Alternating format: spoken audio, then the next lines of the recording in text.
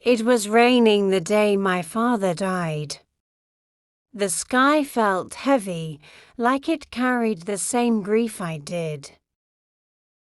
I stood at the hospital window, staring at the drops sliding down the glass. And I realized how fragile time really is. One heartbeat, one breath, and everything you love can disappear. My father wasn't just my parent. He was my compass. He taught me how to dream, how to forgive, how to find beauty in broken things. When the doctor said, "He's gone," I didn't cry right away. I just felt empty, like someone had erased a part of me. After the funeral, the house was unbearably quiet. His chair by the fireplace stayed empty, but I couldn't move it. His books remained on the shelf, his watch still ticking on the nightstand, as if waiting for him to come back.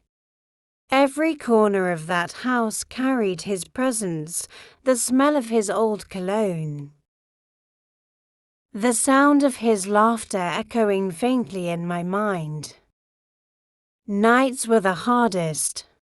I'd lie awake, replaying our last conversation, him saying, "Don't worry about me. Just live." But how do you live when your world stops moving? I tried to distract myself with work, but my thoughts always drifted back to him. My mother would sit in silence too, staring at his photo like she was speaking to it in her mind. I started writing letters to him, words I could never say aloud. "I miss you, Dad. I'm lost without you. I wish I'd said thank you one more time." One day, while sorting through his things, I found an envelope with my name written in his handwriting. My hands trembled as I opened it. Inside was a single line, "If you ever lose your way, go to the cabin." I knew what he meant, our old wooden cabin by the lake, where we spent summers fishing and watching sunsets. I hadn't been there in years, but something in my heart told me I needed to go. That weekend, I packed a small bag and drove for hours until I reached the cabin. The road was quiet, lined with pine trees whispering in the wind. When I stepped inside, everything was exactly as we'd left it, the old lantern on the table, the rocking chair by the window, his coffee mug still resting near the stove. I sat down and felt his spirit around me, calm and peaceful. For the first time in months, I didn't feel alone. That night, as the fire crackled and the lake shimmered under moonlight, I whispered, "I'm here, Dad." I didn't expect an answer, but somehow I felt one, a soft warmth in my chest, like he was saying, "Good, now listen." The morning sunlight poured through the curtains, painting golden streaks across the wooden floor. I woke to the sound of birds outside, the same ones my father used to feed. The air smelled of pine and nostalgia. I walked around the cabin, touching the walls, the shelves, the books. Everything seemed frozen in time. As I opened the drawer of his desk, I found something hidden beneath a stack of old papers, a small, leather-bound notebook. Its cover was cracked, and the initials AH were carved faintly into the front. My father's name, Arthur Holloway. I sat down and opened it carefully. The first page had a line written in his hand for my daughter. When she's ready to understand, my breath caught. I turned the pages slowly. They were filled with sketches, thoughts, and journal entries, parts of his life I'd never known. He wrote about fear, about love, about the mistakes he'd made as a young man. One passage read, "I hope she forgives me one day for the years I was too busy chasing dreams to notice she was growing up." My eyes burned as I read. I whispered to the empty room, "I already forgave you, Dad, long ago." Hours passed as I read page after page, losing myself in his words. He had written about my mother, about the lake, and about something else, a dream he never got to fulfill. Writing a book about finding peace in loss. On the last page, he had drawn a map of the cabin and marked a small X near the tree by the water. Beneath it, the words, "My last story." I hurried outside, my heart racing. The morning breeze brushed against my face as I walked toward the lake. The sun reflected off the rippling water like shattered glass. I found the tree from his sketch, an old oak with roots twisting deep into the soil. I dug beneath it, my hands trembling, until I felt something hard, a small wooden box wrapped in cloth. I wiped away the dirt and opened it. Inside was a stack of papers tied with a ribbon. The first page read, "After the death of my father." I sat on the ground and began to read. His story wasn't just about dying, it was about living fully, about forgiveness, and about learning to say goodbye. The more I read, the more I realized this wasn't his story alone. It was ours. Months passed after I published my father's book. Life slowly began to feel normal again. But sometimes, when the house was quiet, I would still hear his laughter echoing in the corners. The world had read his words, but I still carried the sound of his voice in my heart. People started writing letters to me, thanking me for sharing his story. They said it helped them reconnect with their own parents, and that made me feel like he was still changing lives, even from the other side. But deep inside, there was still a space in me that hadn't healed completely. One night, it rained heavily. Thunder rolled through the sky like angry drums. I sat near the window, sipping tea, watching lightning dance across the horizon. I closed my eyes and whispered, "Dad, I wish I could hear you again," just then. The wind blew open the window so hard that the papers on my table flew everywhere. When I picked them up, one page had fallen behind the bookshelf. As I reached to grab it, my hand touched something wooden. Curious, I pulled it out.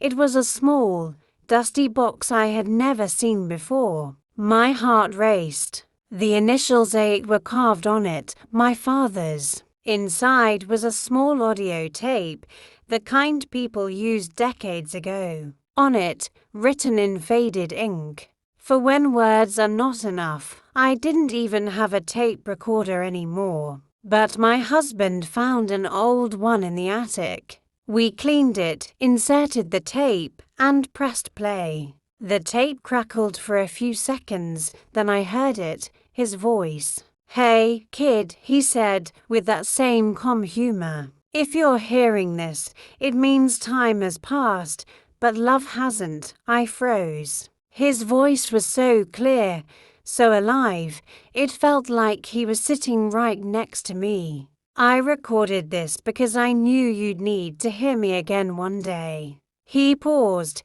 and I could hear his gentle breathing. "You always asked why I never finished my book. Truth is, I was afraid. afraid my story wasn't good enough. But you proved me wrong. You made me proud. Then, softly, whenever you miss me, step outside. Listen to the wind. That's where I'll be. The tape clicked off. Tears streamed down my face. I stepped outside into the rain, closed my eyes, and for a moment I heard him in the wind, whispering, "You did good, kid." The morning after listening to my father's voice, I went back to the cabin. The wind was still whispering through the pine trees as if it carried fragments of his laughter. I sat at the same desk where he used to write, the audio tape beside me, and whispered, "Thank you for not leaving me empty." As I turned to leave, a soft glimmer caught my eye beneath the desk. I bent down and found a photograph wedged between two wooden planks. It was old, faded, and fragile. My father stood in it, much younger, smiling beside a woman I didn't recognize. Her eyes sparkled with the same warmth he always carried.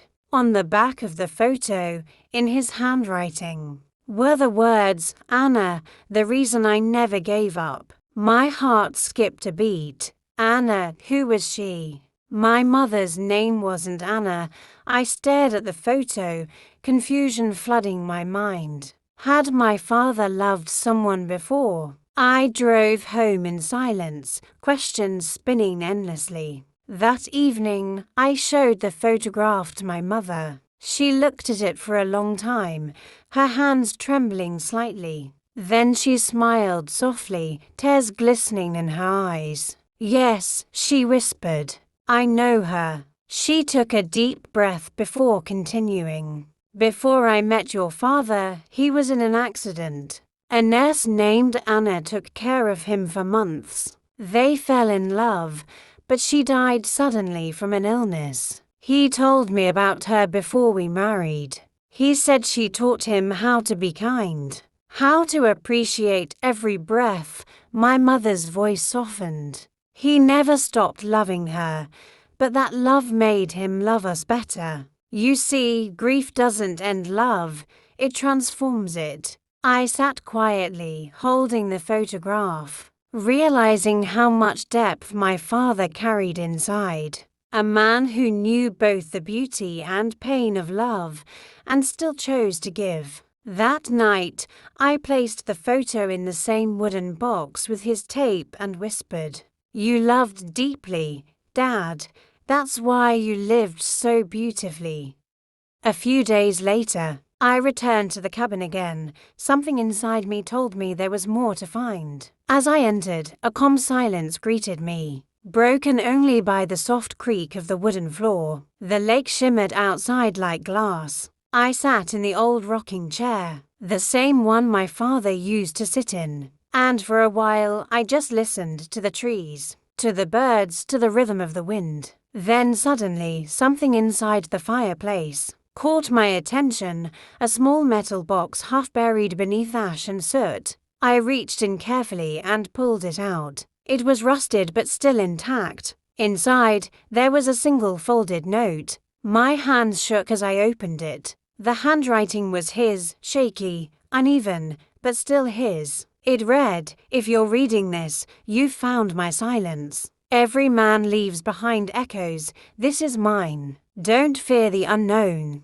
Every unanswered question leads to light." I read those lines again and again. He'd known I would find it. He'd known I'd keep searching until I understood everything. Tears rolled down my cheeks, but this time they weren't heavy. They were freeing. For the first time, I didn't feel like I was chasing him. I felt like I was walking beside him. I stepped outside, stood at the edge of the lake, and whispered, "I understand now. Dad, you weren't just teaching me how to live, you were teaching me how to let go." The wind blew gently, carrying the scent of rain. I smiled. Maybe this was his silence, the kind that speaks louder than words. Months passed. The world kept spinning, but I had changed. The pain that once felt like a wound had softened into something else. A quiet strength. My father's book was now in libraries, translated into several languages. Readers sent me letters from around the world, saying how his words had helped them forgive,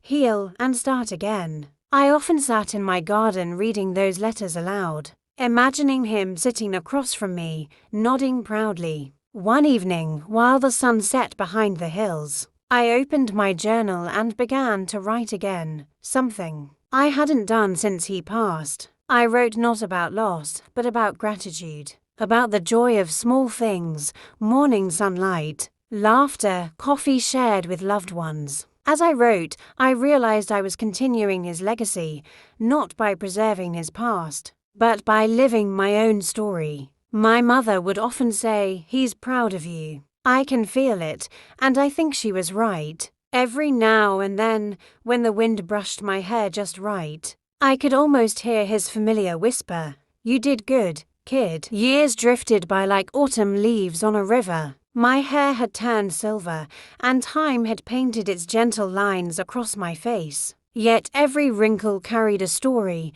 every memory of my father still warm in my heart. I had learned to live peacefully, to carry his spirit within me without letting grief chain me down. Then one evening, as the rain whispered against the window, my little granddaughter, Lily, curled up beside me with her favorite blanket and said something that made my breath stop. "Grandma," she began softly, "I had a dream last night. A man gave me a compass and told me he was proud of you." I looked down at her tiny hands clutching the edge of the blanket, and my heart skipped a beat. "A compass?" I asked gently. She nodded eagerly. "Yes." It was shiny and gold, and he smiled at me. He said, "Tell her I'm proud. Tell her she found her way." My chest tightened. I reached over to the mantel where my father's photograph stood, the same one that had stayed by my side through every chapter of my life.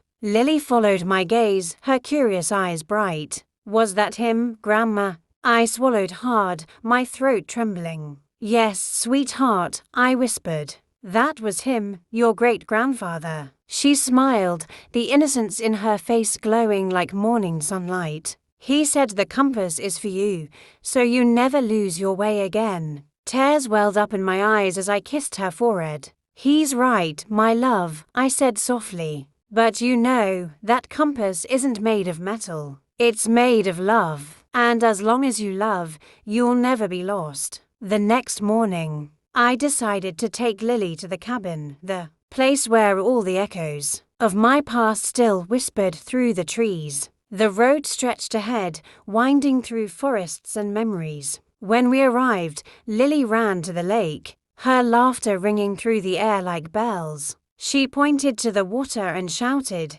"It's so shiny, Grandma, like glass." I watched her reflection dance across the ripples, and for a moment, I saw two shadows beside her, mine and another, my father's. I smiled through tears and whispered to the wind, "You see, Dad, she's here. Your story didn't end with me." That evening, we sat by the fire. I told Lily stories, not of pain, but of love, of how her great-grandfather taught me to listen to the wind, to forgive, to be brave even when it hurts. She listened quietly, her eyes wide with wonder. Before falling asleep, she murmured, "Grandma, can I talk to him too?" I smiled, "Of course, sweetheart. Just close your eyes, and the wind will carry your words." And when she did, the breeze outside grew gentle and warm, as if answering her tiny prayer.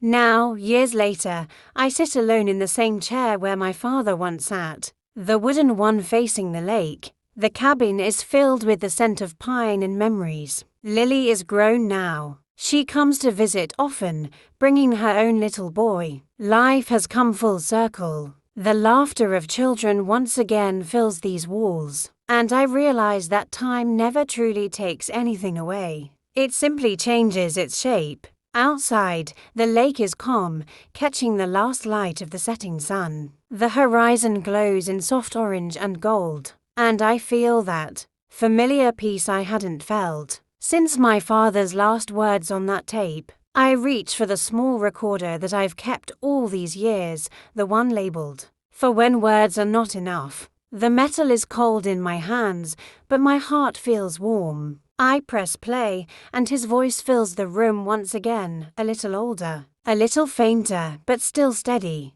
"Hey, kid," he says with that same quiet humor. "If you're hearing this again, it means you've lived well. I hope you laughed a lot. I hope you forgave more than you ever thought you could. And I hope you remember, life isn't about the things we leave behind. It's about the love that keeps moving forward." I close my eyes, tears streaming freely now. "I did, Dad," I whisper. "I really did." The tape clicks softly, but the wind outside answers in its own language, rustling the trees, stirring the curtains, brushing my cheek like a hand I once held. I smile. I understand now. He never truly left. He just changed form. He became part of everything, the air, the water, the echoes of laughter in this cabin. As night falls, I walk outside and stand by the lake. Fireflies glow faintly along the water's edge, and the stars begin to appear, one by one, like memories returning home. I whisper to the wind, "You kept your promise, Dad." Somewhere beyond the trees, I hear it, a faint laugh carried by the breeze. I close my eyes, letting the moment wrap around me. The world feels infinite. The pain I once carried has turned into gratitude. I turn back toward the cabin where Lily's laughter rings inside, and I realize that life has written its final message for me: love never dies. It only finds new voices. I lift my face toward the sky and whisper, "Good night, Dad." The wind answers softly, almost like a sigh, "Good night, kid. I'll see you in the wind." And that's how it ends, not in silence, not in sorrow, but in peace. Because when love is true, there are no endings, only beginnings forever.